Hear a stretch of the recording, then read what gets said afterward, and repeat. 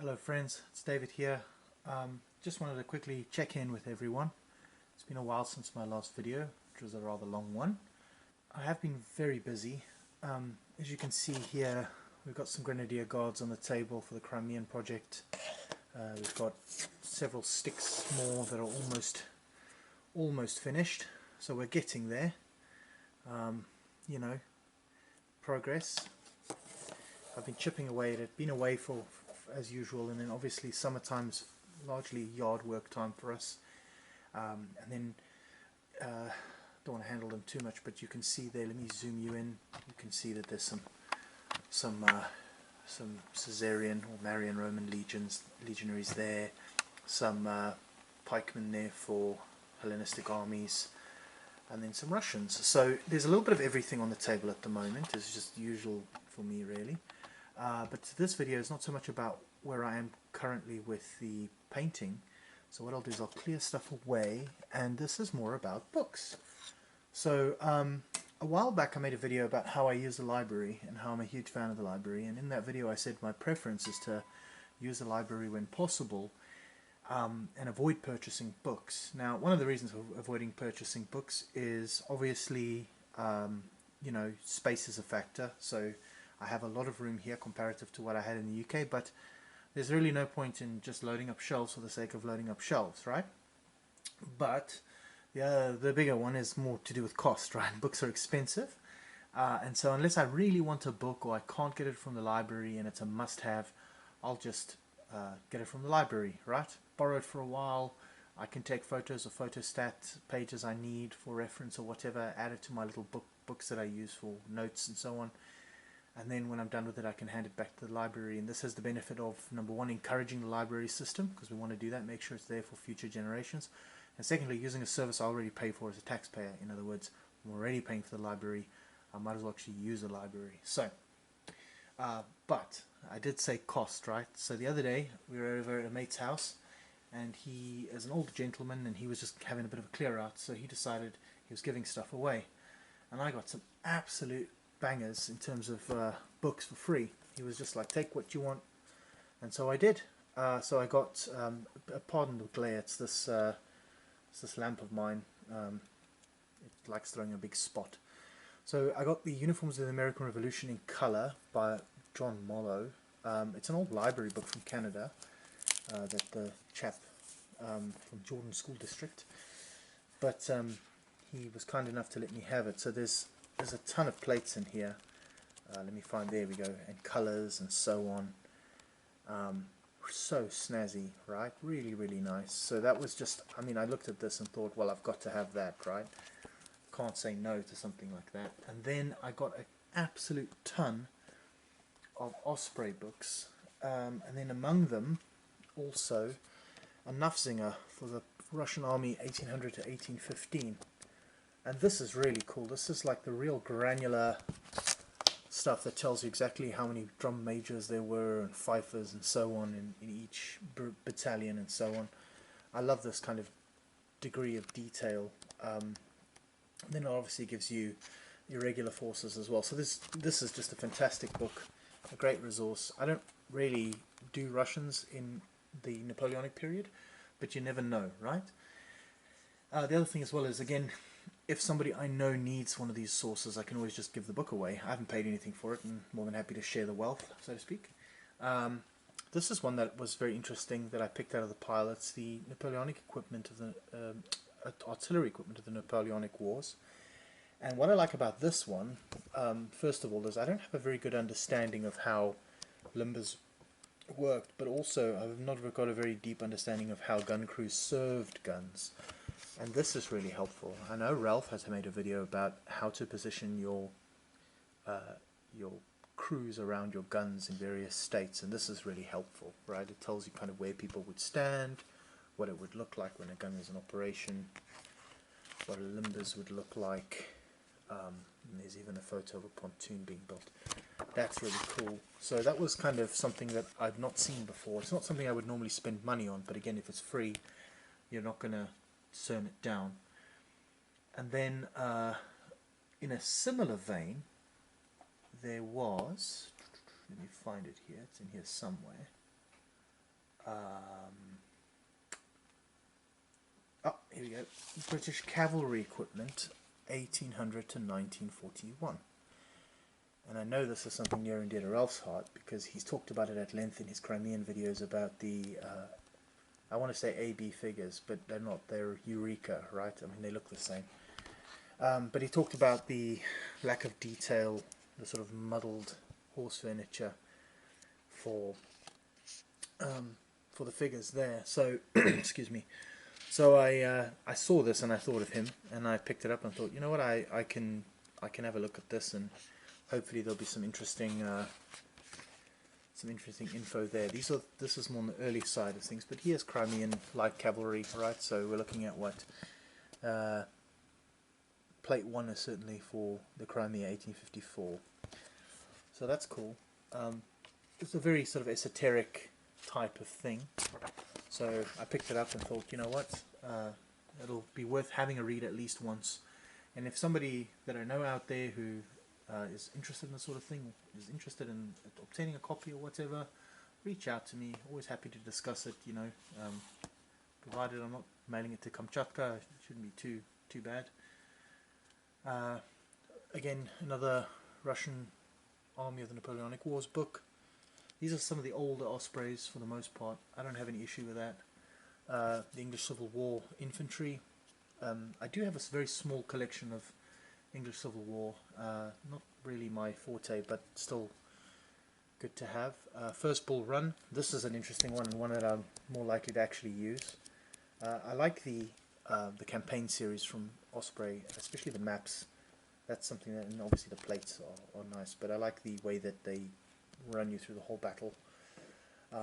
Certainly not the best for that. There are probably better books, but you know, for something that's produced en masse and is easy to find, it's not a bad option. Kursk 1943, not to be confused with Kursk 2024, I guess. But anyway, yeah. So this is another cool one. I thought, you know, be well worth looking through and having a look. The Red Army of the Great Patriotic War, 1941 to 45. I do have a small 28mm Russian army for chain of command, and then I also have a 15mm Soviet army. So got those. Napoleon's Line Infantry. Again, these are some of the older books, but you know, the plates are still good. They look fantastic. Really, really nice. Italian medieval armies. I don't know why I got this one. I thought it just looked interesting. It's, you know, something I wouldn't normally have a look at, but it was free, and I figured, well, you know, it needed to leave the house, so might as well grab it while it was there. Austrian Army of the Napoleonic Wars infantry. I do have a Napoleonic Army Austrian in 28mm, so that will be handy. American Loyalist Troops, again for the American War of Independence.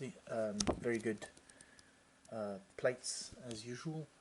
The Sudan campaigns in 1881 to 1898. This is the Men-at-Arms series of the older type, which has these lovely plates that look more kind of painterly, I guess, in their style, which I like.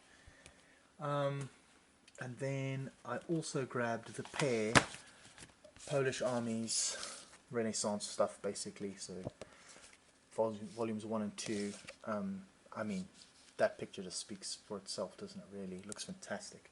I don't have any intention to collect that, but you never know, right? And then finally there was a Soviet Army uniforms in World War II, another uniform book. So this is by Uniforms Illustrated. So anyway, I grabbed all that because it was free. It's nice to add stuff to your book collection, I suppose. And as I said, you know, because I haven't paid for these, if an acquaintance or a friend says, hey, I'm doing this, that and the other, I'm not going to be too precious at just handing off the books, because I don't have to, you know, I don't feel like I've invested in them myself. They are, you know, I'd like to pay it forward if the opportunity came up. So yeah, so I'll pillage them for what I can, and then probably pass them on at some point. I'm not too fussed about that. And then there was one other thing I wanted to talk about, which was there was a sale at Imperial Hobbies in Vancouver. I stopped by and picked up this with 25% discount, which made it very affordable. I think I paid The base price for this was 50 Canadian dollars, so knock a quarter off that, and that's what I paid for it. And yeah, so this is the Warlord box, which has the plastic figures. So I'm not going to open it up now because I mean there's not much to look at really. It's just a bunch of sprues. Those who I think were subscribed to Wargames Illustrated many years ago would have probably received the free figures. But it comes with a couple of metals. They're very much in the style of the. Actually, I think they're probably better sculpts than the British that I got, the line that I got from Warlord. But yeah, I mean they look good. I will enjoy painting them up, and we'll see how they stack up against the other manufacturers for 28mm Russians. Again, I probably won't use Warlord too much, to be honest. But that's a discussion for another day. So anyway, just that was another purchase that happened at me, so to speak. And then yeah, for the most part, it's just been a case of chugging along and getting the painting done here. Just been working on the Grenadier Guards. I'm doing my first base. I've tried to sort of do a sort of. I wonder if I can get a bit of light here.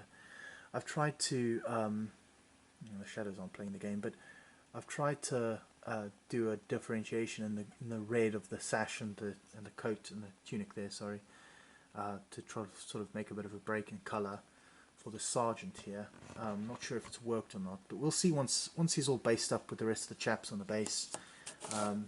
You know, as I said, they're actually painting up pretty quickly. I've just not had much opportunity to paint, and they look quite nice. At least, you know, again, think about looking at these figures from sort of that distance. You know, I think they look the part with those big old bear skins. So having a good time painting the Crimean War stuff.